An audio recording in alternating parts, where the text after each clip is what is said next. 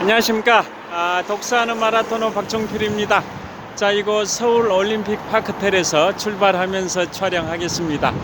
현재 시각은 2023년 12월 21일 저녁 8시 10분입니다.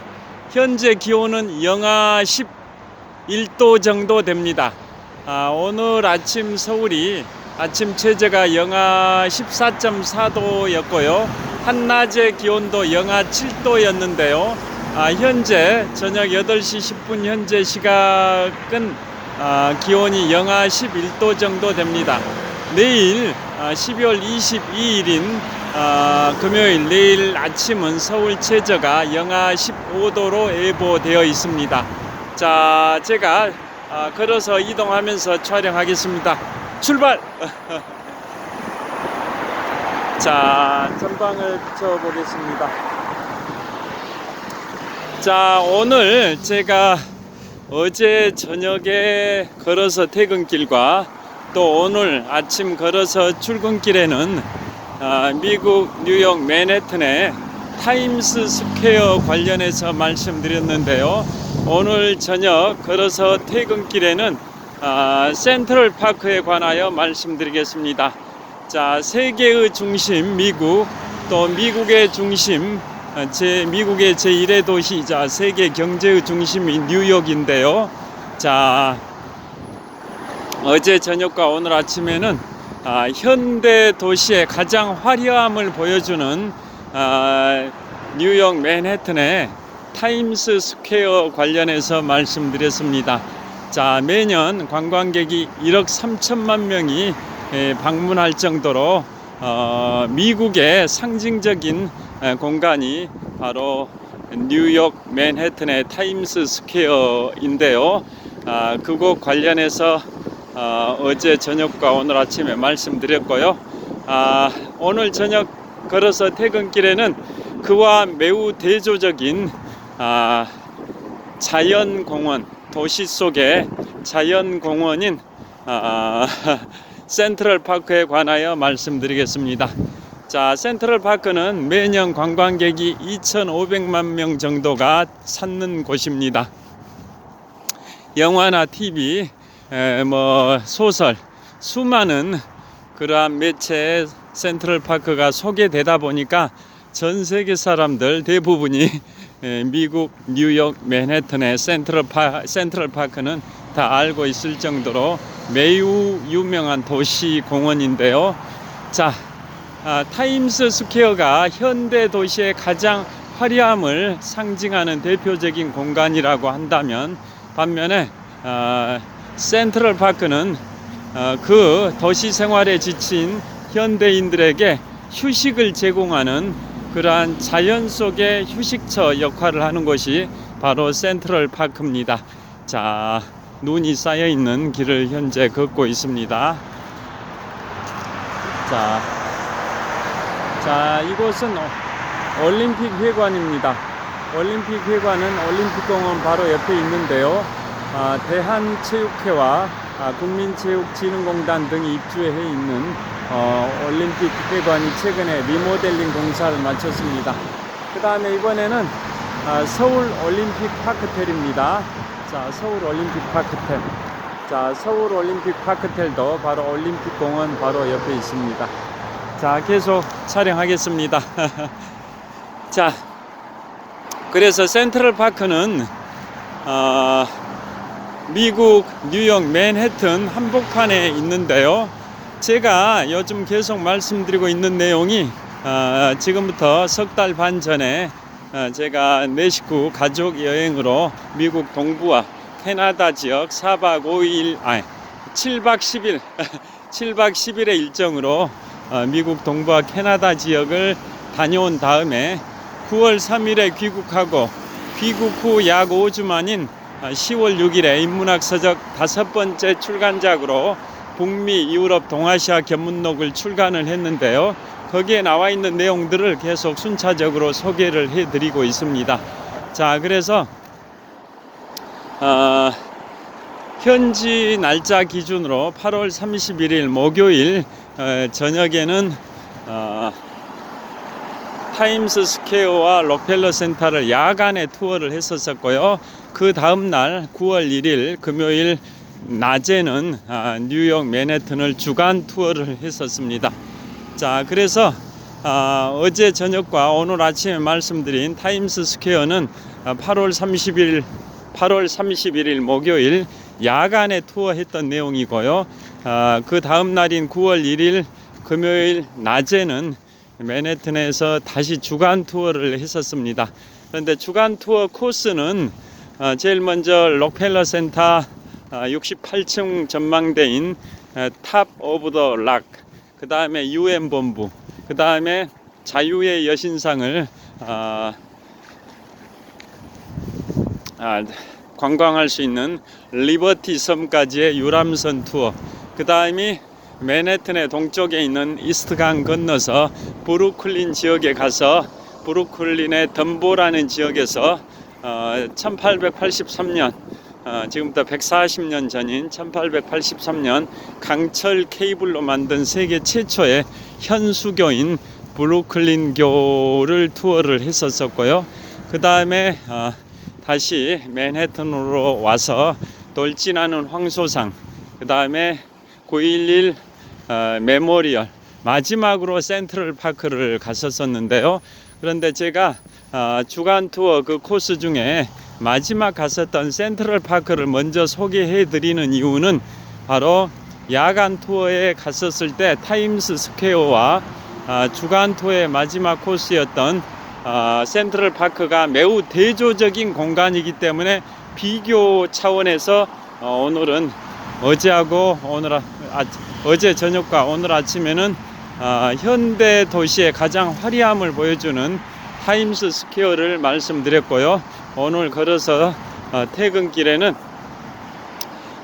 도심 속의 자연공원, 현대 생활에 지친 도시인들에게 자연 속에서 휴식을 제공하는 그러한 센트럴 파크를 소개를 해드리는 겁니다.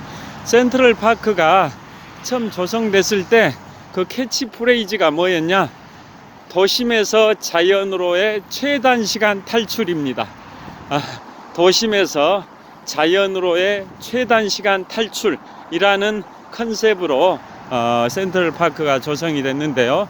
자, 세계 최초의 국립공원은 1872년에 세계 최초의 국립공원으로 미국의 몬태나주에 있는 엘로우스톤 국립공원이고요. 대한민국 최초의 국립공원은 1967년에 지정된 지리산 국립공원입니다. 즉 세계 최초의 국립공원은 1872년에 세계 최초로 국립공원으로 지정된 미국의 몬태나주의 엘로우스톤 국립공원이고요. 그로부터 95년이 지난 1967년에 대한민국 최초의 국립공원 1호 지리산 국립공원이 지정이 됐습니다. 자, 그 세계 최초 국립공원이 1872년에 지정이 됐는데요. 그로부터 4년 후인 1876년에 센트럴 파크가 최종 개장을 했습니다. 자, 센트럴 파크는 현대 도시공원의 시초입니다. 자, 세계 최초 국립공원이 1872년에 지정된 엘로우스톤 국립공원인데요. 그로부터 4년 후인 1876년에 현대 도시공원 최초로 세계에서 최초입니다. 세계 최초의 현대 도시공원으로 지정된 센트럴 파크는 1876년입니다. 그러니까 미국은 세계 최초가 꽤 많죠. 세계 최초의 국립공원은 1872년 미국 몬태나주의 엘로우스톤 국립공원이고요. 그로부터 4년 후인 1876년에는 세계 최초의 현대적 도시공원인 센트럴 파크가 최종 개장을 했습니다. 원래 센트럴 파크는 단계별로 개장을 했는데요. 가장 초기에 개장한 시기는 1858년이었고 그 뒤로 이제 단계적으로 계속 개장하다가 마지막으로 최초 개장으로부터 18년이 지난 1876년에 지금의 모습으로 최종 개장을 하게 됐습니다. 자, 올림픽공원 앞 삼거리를 지나고 있습니다. 자, 그리고 센트럴파크가 조성이 될 때, 조성 전에는 그곳이 습지였습니다. 습지, 그리고 뭐 불법 채석장 뭐 이런 거 별로 이제 유용하게 활용된 토지는 아니었고, 주로 습지로 있었던 지역인데요. 자, 그래서 그때 19세기 중반인 1800년대 중반에 거기에다 공원을 조성하자라는 그러한 주장하는 분들이 나타났습니다. 그래서 주장한 분 중에 대표적인 인물의 말씀을 좀 빌려서 말씀드리면, 전방을 촬영하고 있고요.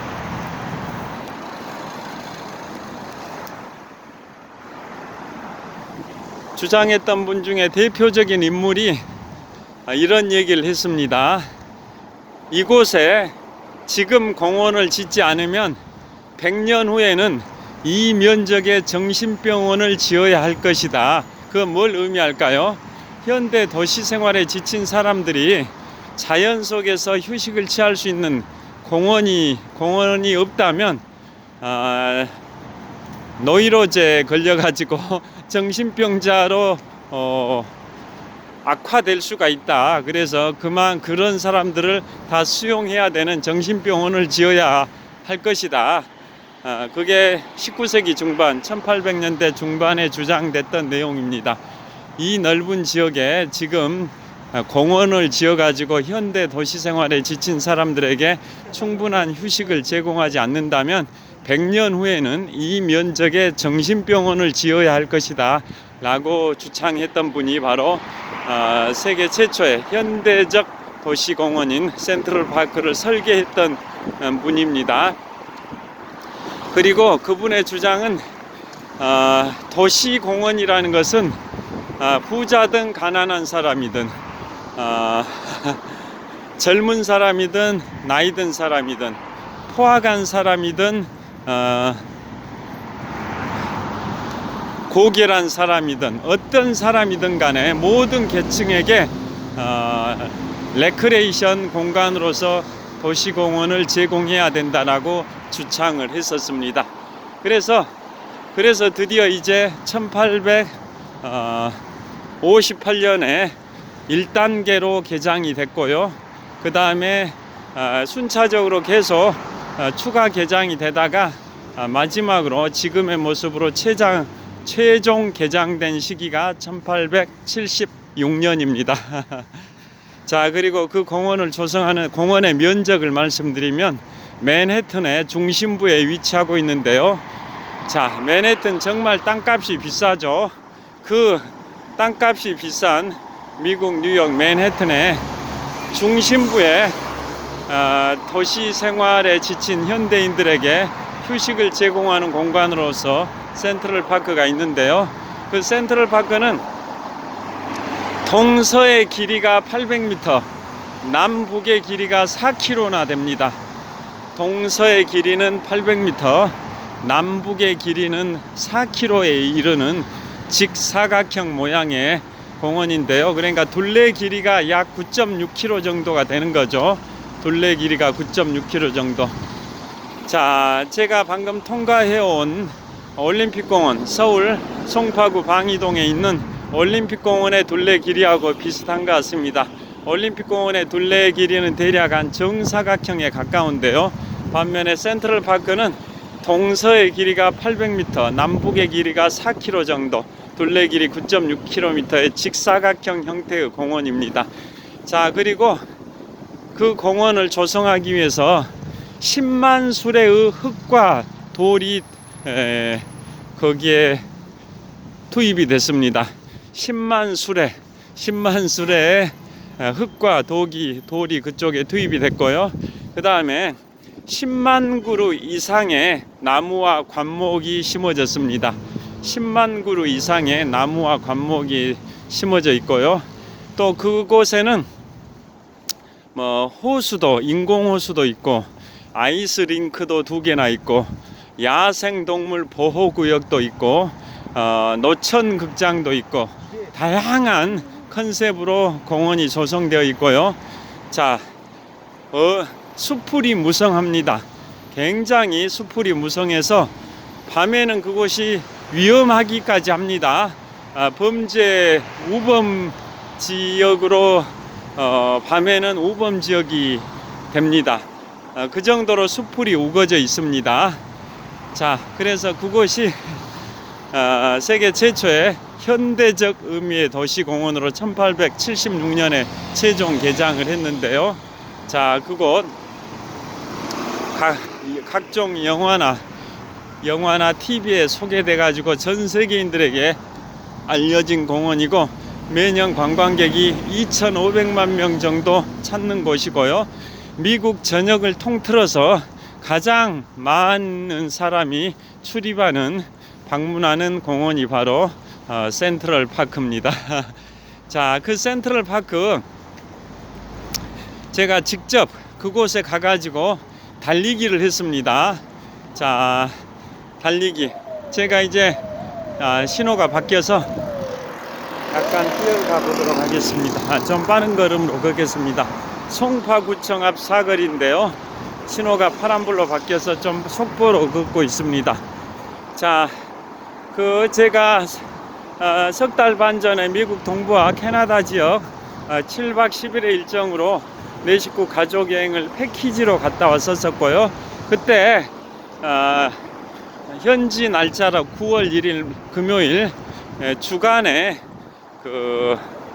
맨해튼을 주간 투어를 했었는데요. 그 일정 중에 마지막이 센트럴 파크였는데 오늘 마지막부터 소개해드리는 이유는 그 전날 8월 31일 목요일 야간에 맨해튼의 타임스 스퀘어에 가가지고 그 현대의 가장 화려한 모습을 봤었는데요. 그와 대조를 이루는 즉 도심에서의 최단 시간 탈출이라는 컨셉으로 자연공원, 도시 속의 자연공원으로 조성되어 있는 센트럴 파크를 타임스 스퀘어와 비교해서 설명드리기 위해서 주간 투어의 마지막 일정인 센트럴 파크를 먼저 말씀드리는 겁니다. 자, 신호가 자 그리고 그곳에 가게 되면 그곳에서 제가 달리기를 했던 이유가 영화나 TV에 보면 센트럴 파크에서 수많은 사람들이 달리기를 하는 모습을 자주 봤었는데요. 그래서 저도 거기에서 이제 달리기를 했었습니다. 그런데 굉장히 달리기 하기에 최적의 조건이라고 생각되는 이유가 곡선형 도로가 많습니다. 그리고 산책로가 곡선형이고요. 그 다음에 적당하게 오르막길과 내리막길이 반복이 되니까 지루하지가 않습니다. 그곳에 센트럴 파크 중심 정도에 하나의 큰 호수가 있는데요. 그 호수의 이름이 뭐냐? 제클린 케네디 오아시스 저수지입니다. 제클린 케네디 오아시스 저수지. 왜 그 명칭이 부여됐을까요? 자, 그것은 다 잘 아시다시피 미국의 역대 대통령 중에 최연소 당선 대통령 43세의 나이에 대통령에 당선된 미국의 35대 대통령이 존 F 케네디 대통령인데요. 영부인이 제클린 여사였습니다. 그런데 존 F 케네디 대통령이 1963년 11월 22일 텍사스주 댈러스에서 오스왈드의 총탄을 맞고 암살이 된 후에 영부인이었던 제클린 여사가 그리스의 선박왕 오나시스와 재혼을 했죠. 자, 그래서 존 F 케네디 할 때 케네디, 그 다음에 영부인 제클린, 그 다음에 제클린이 재혼했던 상대인 오나시스, 그 명칭을 다 합해가지고 저수지 이름이 센트럴 파크의 중심부에 있는 그 인공호수 그 저수지의 이름이 바로 제클린 케네디 오아시스 저수지입니다. 자, 그 저수지 주변에 약 2.5km 정도 길이의 산책로가 있는데요. 그곳이 센트럴파크의 주 산책로입니다. 메인 산책로가 되겠습니다. 자, 그곳이 달리는 사람들, 산책하는 분들, 수많은 사람들이 그곳에서 산책과 달리기를 즐겼는데요. 저도 그곳에서 달리기를 20분 동안 했었습니다. 자, 저희가 그때 자유시간이 일정상 25분밖에 부여되지 않았는데요.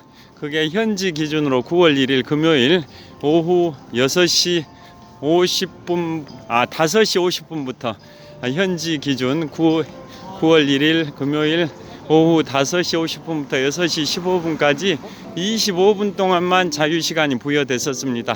그래서 자, 여기에서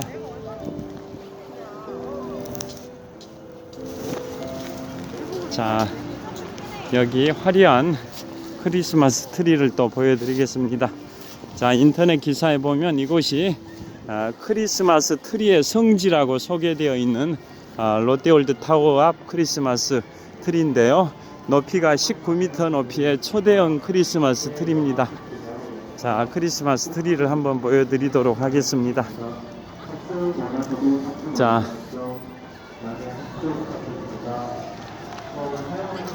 보시면 초대형 크리스마스 트리입니다. 높이가 19m 높이고요. 그 다음에 롯데월드 타워 보여드리겠습니다. 123층 555m 높이 기준 세계 5위 규모 OECD 국가 38개 회원국 중에서는 가장 높은 빌딩 롯데월드 타워입니다. 자, 롯데월드 타워 바로 동쪽에 높이 19m 높이의 초대형 크리스마스 트리가 있고요. 그 다음에 회전목마도 있습니다. 회전목마와 19m 높이의 크리스마스 트리. 그 다음에 그 너머로 롯데월드 타워 123층 555m 높이 기준 세계 5위 규모 OECD 국가 38개 회원국 중에서는 가장 높은 빌딩 롯데월드 타워가 있고요. 또 하늘에는 달도 떠 있습니다. 자, 롯데월드 타워 바로 옆에 공중에 달도 떠 있습니다. 절 보여드리겠습니다. 자, 저를 또 촬영을 하고 있습니다. 손이 시려워서 손을 바꿔서 스마트폰을 잡고 있는데요. 자, 롯데월드 타워부터 한번 보여드리겠습니다. 자, 123층 555m 높이 기준 세계 5위 규모 OECD 국가 38개 회원국 중에서는 가장 높은 빌딩 롯데월드 타워를 촬영을 하고 있습니다. 자, 그 다음에 여기 19m 높이의 초대형 크리스마스 트리도 있고요. 그 다음에 회전목마도 보이실 겁니다. 자, 계속 이동하면서 촬영하도록 하겠습니다. 자,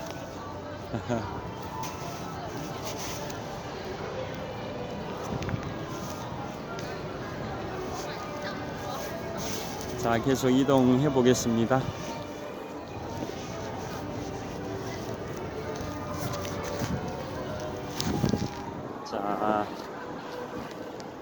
그래서 그 센트럴파크 중심부에 제클린 케네디 오아시스 저수지가 있는데요. 그 주변으로 2.5km 정도 길이의 산책로가 뻗어 있어서 그 산책로가 적당히 오르막과 내리막이 반복이 되고 곡선형으로 되어 있어서 지루하지 않게 조깅을 즐길 수 있었습니다. 그래서 미국이라는 나라가 다민족 국가지 않습니까? 남녀노소 인종을 불문하고 수많은 사람들이 거기서 달리기를 하고 있었습니다.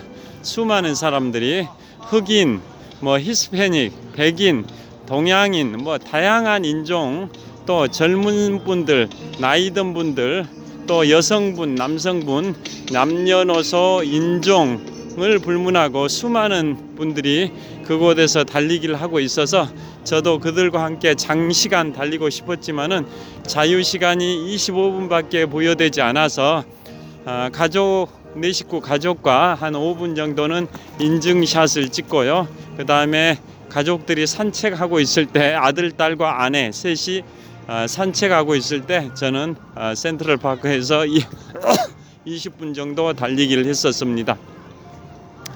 자, 그런데 20분 달리기를 할 때 스마트폰 배터리가 방전이 돼가지고 제가 영상 촬영은 제 스마트폰으로 지금 제가 롯데월드타워 바로 앞에 있는 19m 높이의 크리스마스 트리를 영상 촬영하고 있는데요. 이처럼 제 스마트폰으로 촬영은 못하고 딸내미가 딸의 스마트폰으로 제가 달리기 전에 약 한 1분 정도 워밍업을 할 때 촬영을 해줬습니다. 그래서 1분 이내 영상을 쇼츠라고 하지 않습니까? 쇼츠 영상을 유튜브에다 업로드를 했었습니다. 달리기 전에 워밍업으로 잠깐 한 30m를 왕복하면서 워밍업 달리기를 한 모습을 딸내미가 영상 촬영을 1분 정도 해줘서 그걸 유튜브에 쇼츠 영상으로 업로드를 했습니다. 자, 그 다음에 그곳에서 20분 정도 달리기를 했는데요. 그 다음에 이제 처음에 거기 도착했을 때 스트로베리 필즈라는 데를 갔었습니다. 스트로베리 필즈. 자, 여기 한번 보시면, 자, 여기가 불이 더 밝은 것 같습니다. 자, 이 영상도 한번 19m 높이의 초대형 크리스마스 트리고요. 그 다음에 화려한 이것도 한번 보여드리겠습니다. 오늘은 추워서 사람들이 별로 없는 것 같습니다. 보통 사람들이 인산이네 어마어마하게 사람들이 많은데요. 오늘은 추워서 사람들이 별로 없는 것 같습니다. 그래도 좀 있긴 한데, 그래도 평소와는 달리 사람들이 별로 없는 편인 것 같습니다. 자, 이렇게 초대형 크리스마스 트리 출입구도 있습니다. 출입구도 화려하게 이렇게 장식이 되어 있습니다. 정말 화려한 초대형 크리스마스 트리 출입구입니다. 저도 한번 보여드리겠습니다. 자, 이곳은 19m 높이의 초대형 크리스마스 트리를 배경으로 촬영을 하고 있고요. 자, 이렇게 정말 화려한 출입구가 있습니다. 정말 화려합니다. 자, 가겠습니다.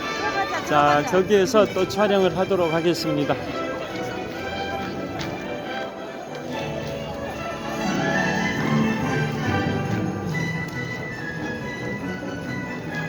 자, 여기서 계속 촬영을 이어가도록 하겠습니다. 자, 그래서 처음에 그 센트럴파크에 도착을 했을 때 스트로베리 필즈라는 데를 갔는데요. 그곳은 센트럴파크 동쪽 지역에 있습니다. 자, 그 스트로베리 필즈가 존 레논, 팝의 전설 존 레논을 기리는 추모 공간입니다. 자, 존 레논은 1940년 10월 9일생이고요. 1980년 12월 8일에 존 레논의 그 광적인 팬이었던 마크 체프먼의 총탄을 맞고 암살을 당했는데요. 40세의 나이에 암살이 됐습니다. 그 센트럴파크 동쪽 구역에 있는 스트로베리 필즈 건너편에 존 레논 부부가 살고 있었던 다코타 아파트가 있습니다. 그곳 다코타 아파트에서 1980년 12월 8일에 광적인 팬이었던 마크 체프먼의 총을 맞고 암살이 됐는데요. 그로부터 5년 후인 1985년 10월 9일 존 레논의 생일에 맞춰서 부인이었던 일본인 오노 요코라는 부인이 한 100만 달러 정도를 기부해가지고 그 다코타 아파트에서 내려다 보이는 센트럴파크의 동쪽 지역인 그 스트로베리 지역에 추모 공간을 조성을 했습니다. 자, 스트로베리 필즈의 그 명칭의 유래는 존 레논이 원래 영국의 세계적인 팝 그룹 비틀즈의 핵심 멤버였지 않습니까? 비틀즈 생활을 할 때 유명한 노래가 스트로베리 필즈 포에버입니다. 거기에서 이름을 따와서 추모 공간 이름을 비틀즈로 정했습니다. 그리고 비틀즈로 정한 게 아니라 스트로베리 필즈로 정했습니다. 그래서 센트럴파크 동쪽 지역에 조성되어 있는 추모 공간이 스트로베리 필즈인데요. 그곳에는 대리석으로 이메이진이라는 글자가 모자이크로 새겨져 있습니다. 대리석 모자이크 모양으로 이메이진이라는 글자가 영문이 새겨져 있는데요. 자, 그것은 존 레논이 1960년부터 1970년까지 비틀즈 생활을 하다가 이제 솔로로 활동하면서 초창기인 1971년에 발표했던 노래가 바로 이메이진이라는 노래, 잘 아실 겁니다. 자, 이메이진이라는 노래는 다 잘 아시다시피 국가가 없는 세상을 상상해봐라, 빈부격차가 없는 세상을 상상해봐라, 또 종교가 없는 세상을 상상해봐라, 이런 가사지 않습니까? 그야말로 유토피아적인 이상사회를 꿈꾸는 그러한 상상력을 동원하는 그러한 가사로 되어 있는 게 이메이진이라는 그 노래인데요. 자, 이쪽에 또 뭐가 있냐면 독일의 대문호 괴테를 기리는 괴테 동상도 있습니다. 여기에 왜 괴테 동상이 있냐면, 자, 롯데월드 타워를 여기서 다시 한번 보여드리겠습니다. 자, 롯데월드 타워 123층 555m 높이 기준 세계 5위 규모, OECD 국가 38개 회원국 중에서는 가장 높은 빌딩 롯데월드 타워가 있는데요. 잠실역 바로 옆에 있습니다. 석촌호수, 잠실 석촌호수 동호회 북쪽변에 있는 롯데월드 타워를 보여드렸고요. 그 다음에 자, 롯데월드 타워 바로 동쪽에 독일의 대문호 괴테를 기리는 괴테 동상이 있습니다. 자, 괴테 동상을 보여드리겠습니다. 자, 괴테 동상이 있는데요. 흐리게 괴테 동상입니다. 독일의 대문호 괴테를 기리는 동상입니다. 그 너머로 19m 높이의 초대형 크리스마스 트리가 있고요. 자, 왜 이곳에 독일의 대문호 괴테를 기리는 동상이 있냐면, 롯데그룹의 창업 회장이신 신격호 회장께서 젊은 시절에 독일의 대문호 괴테의 젊은 베르테르의 슬픔이라는 소설을 감명 깊게 읽으시고 그 작품에 등장하는 여주인공 샤롯데에서 이름을 따와서 롯데그룹을 정했습니다. 롯데그룹 기업명을 정한 게 독일의 대문호 괴테의 작품 젊은 베르테르의 슬픔에 등장하는 여주인공 샤롯데에서 롯데라는 이름을 따와서 롯데그룹의 기업명을 정했습니다. 그래서 자, 이곳 롯데월드 타워 바로 동쪽 지역에 독일의 대문호 괴테를 기리는 괴테 동상이 있고요. 그 더 너머로 19m 높이의 초대형 크리스마스 트리가 있습니다. 자, 그 다음에 초대형 크리스마스 트리 지금 보이시죠?